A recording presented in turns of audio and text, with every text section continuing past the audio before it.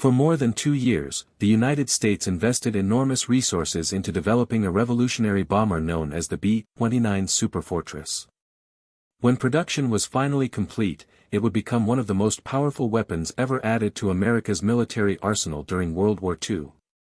The B-29 was not just another bomber, it was the most expensive military aircraft project of the entire war, costing nearly $3 billion to design and build. Its advanced technology placed it years ahead of any other aircraft in service. Packed with groundbreaking innovations, the Superfortress featured a pressurized cabin, allowing crews to operate comfortably at high altitudes. It was also equipped with airborne radar, nearly 10 miles of electrical wiring, and remotely controlled defensive gun turrets. Its powerful engines were among the strongest ever installed on an aircraft at the time. What truly set the B-29 apart, however, was its extraordinary range.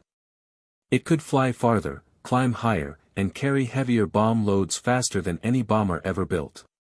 It represented a dramatic leap forward in aviation technology.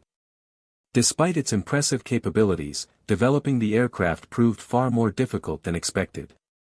Engineers faced constant technical challenges, delaying production and pushing the project well behind schedule. At the same time, American military planners considered bombing the Japanese home islands a critical part of their strategy in the Pacific War. Their goal was to launch the same type of strategic bombing campaign that had already been devastating Germany, targeting factories, shipyards, transportation networks, and industrial centers to cripple Japan's ability to continue fighting. There was also a powerful emotional motivation. President Franklin D. Roosevelt understood that many Americans still demanded justice for the surprise attack on Pearl Harbor. By 1943, public opinion strongly favored taking the war directly to Japan. The B-29 promised exactly that. It was the first aircraft capable of reaching Japan's homeland and striking key military and industrial targets deep inside the country. However, one major obstacle remained. The bomber's long range was impressive, but it still required airfields close enough to Japan to operate effectively.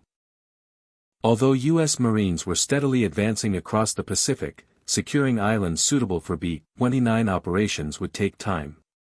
With a combat range of roughly 1,600 miles, military leaders had to determine the best location from which these powerful bombers could launch their missions. By 1943, American forces had been steadily advancing across the Central Pacific, capturing island after island in an effort to move closer to Japan. Their next objective was the Mariana Islands. Saipan, Tinian, and Guam. Located only about 1,600 miles from the Japanese mainland, these islands held enormous strategic value. If the United States could seize the Marianas, the powerful B-29 Superfortress would finally be able to reach nearly every major city and industrial center in Japan. American commanders believed the operation would be difficult, but many expected the islands to fall relatively quickly. The reality turned out to be very different. Only days after the Allied landings in Normandy on D-Day, American forces launched another massive invasion, this time in the middle of the Pacific, targeting the island of Saipan. The scale of these simultaneous operations was extraordinary. While thousands of Allied troops were fighting their way across Europe, another enormous American force was launching a separate invasion on the opposite side of the world. Conducting two major offensives thousands of miles apart demonstrated the remarkable reach and logistical power of the United States during World War II. Military planners initially believed that two Marine divisions, supported by an Army division, could capture Saipan in just a few days. However, the Japanese had spent months transforming the island into a heavily fortified defensive stronghold. They constructed reinforced bunkers, pillboxes, underground positions, and cleverly designed fake fortifications to draw naval bombardments away from their real defenses. Instead of facing a lightly defended island, the Americans encountered a force of approximately 32,000 Japanese soldiers prepared to fight to the last man. For Japan, Saipan was not simply another island. It formed part of the empire's inner defensive ring, protecting the homeland itself.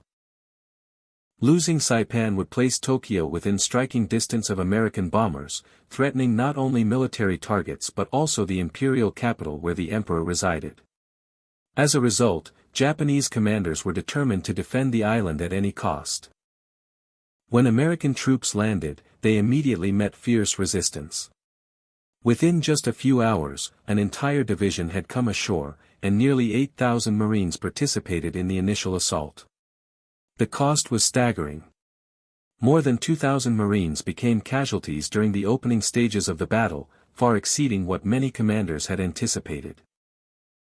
Whenever Japanese forces attempted large-scale counterattacks, they were met by overwhelming naval gunfire from American warships positioned offshore.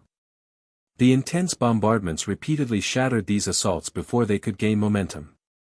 Despite these setbacks, the Japanese refused to surrender.